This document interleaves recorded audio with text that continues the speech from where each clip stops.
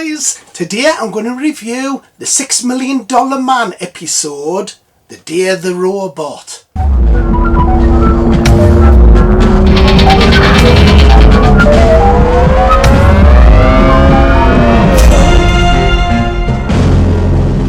$6 Million Man is an American science fiction action-adventure series. It was made between 1973 and 1978. It was based on the 1972 novel Cyborg by Martin Caidin. It lasted 5 seasons, 102 episodes altogether. There was also a spin-off show called The Bionic Woman, which lasted 3 seasons and 58 episodes. The show also had 6 TV movies made. The first 3 were pilots. The first pilot was called The Moon and the Desert, and this shows Steve Austin having a crash and getting his bionic limbs. The second pilot, and this was like a James Bond story. It even had Britt Ekland in. The third and final pilot was called The Solid Gold Kidnapping. And after this pilot, the series proper was made. Then, years later, there was 3 reunion TV movies. The first, in 1987, was called The Return of the $6 Million Man and Bionic Woman. The second was made in 1989 called Bionic Showdown, The $6 Million Man and the Bionic Woman. The final TV movie was in 1994 called Bionic Ever After, and after that the show finished. The episode I'm reviewing is called Day of the Robot, and this was from the first season, episode 4, and was broadcast on the 13th of February 1975, and is regarded as one of the best episodes ever made. There was actually a sequel made for season 2, episode 15, called Return of the Robot Maker, and this saw Henry Jones return from Day of the Robot, making a robot of Oscar Goldman. However, this would be the last time you'd see the robot maker.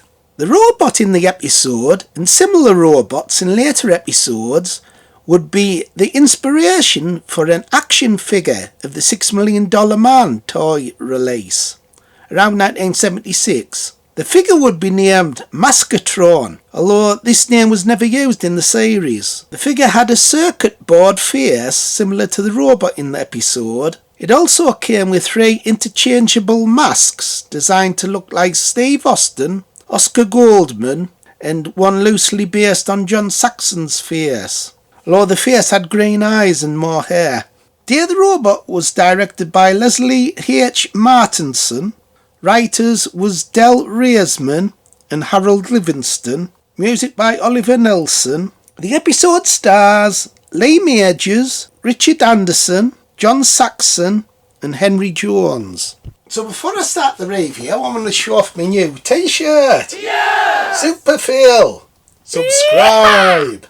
Bones bought us it. Hey Phil, that's a good shirt I bought you. You might get more subscribers now with my face on it. Yeah, it's a good t-shirt. Thanks Bones. So the $6 Million Man starred Lee Majors. And he was in another popular TV show, Fall Guy. So he's really good in this. He's great at playing this guy who's got robotic limbs. His 2 legs, his right arm and his left eye. Steve Austin's assigned to keep a secret missile guidance system out of foreign hands. He must also confront a robot constructed to kill him. So his friend, played by John Saxon, he gets kidnapped. And the duplicator turn his appearance into this robot that's designed to kill Steve. Hey Phil, that's that bugger who's in Enter the Dragon. I thought I'd seen him in Summit. Yes, Bones, he's been in loads of good films. Enter the Dragon, he was even in Starsky and Hutch playing a vampire. So it's one of them unusual episodes. A lot of $6 Million Man episodes had to do with espionage and people getting kidnapped. Pretty standard action stuff. But sometimes they did unusual stuff featuring other robots. And this is one of them. And I remember I used to watch this show as a kid. I remember lying on the floor watching it. And there's a great title sequence as well. It's one of the best title sequences. really gets you into the mood of the show before it starts. Steve Austin, astronaut, a man barely alive. We can rebuild him. We have the technology. We can make him better than he was. However, there's an awful title sequence with some of the pilot episodes where there's this god-awful song that's sung. Catch him if you can, beat him if you can, love him if you can. Hey, bloody hell, what a bloody awful song. The $6 million man, catch him if you can. Yes, please, I'm glad they changed it. Bloody awful. But the proper title sequence is really well done. You see Steve Austin crashing and getting all these robotic parts put on him. Then you see him running, and that looks really effective as well. So one of the best things about this episode is John Saxon, his performance. He's really good, playing two parts, like Steve's friend, where they're playing tennis together. There's a nice scene at the beginning. Who are you taking lessons from? No lessons. I just learned to keep my eye on the ball. I never thought I'd see the day you'd beat me 3 straight sets.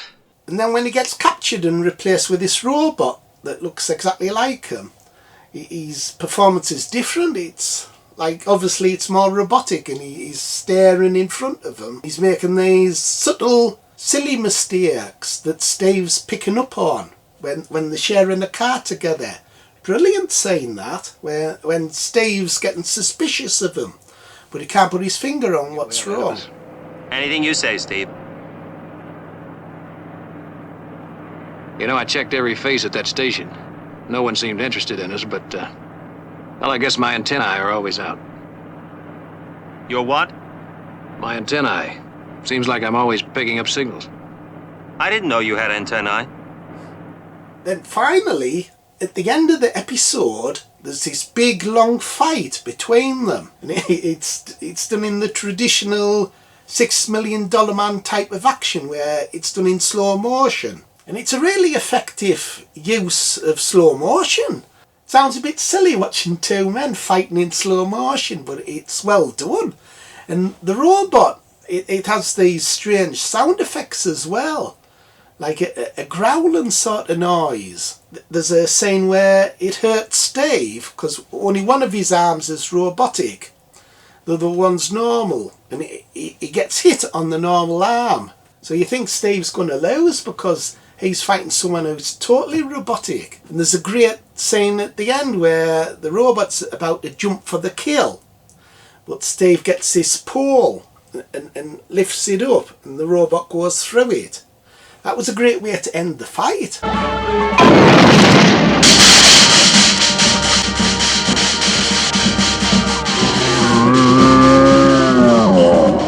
And during the fight, the robot's face mask comes off, and you see this robotic face.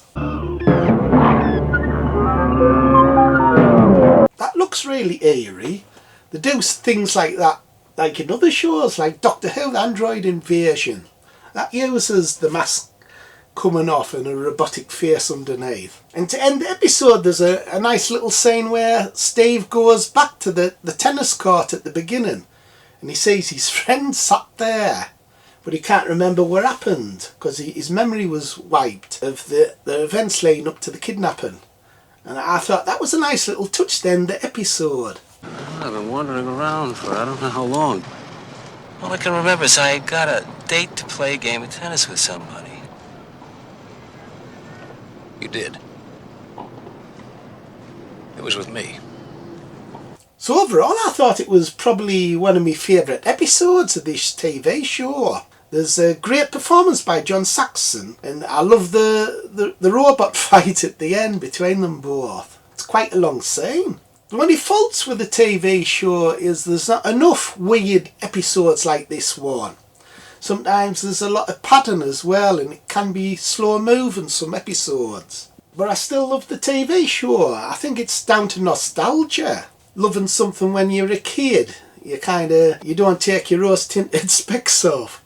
But I thought this episode was really good. I think I can only really give it an 8 out of 10. 8. A good solid 8, almost a 9.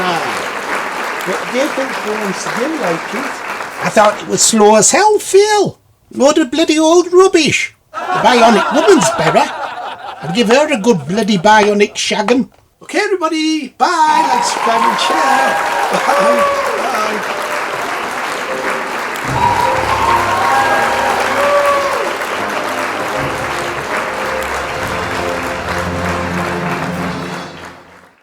It's Maskatron, the robot. Here's Steve Austin. At last, we meet. We'll beat him every time. No, he won't. Maskatron will be back in another disguise. Maskatron, new from Kenner. $6 Million Man sold separately.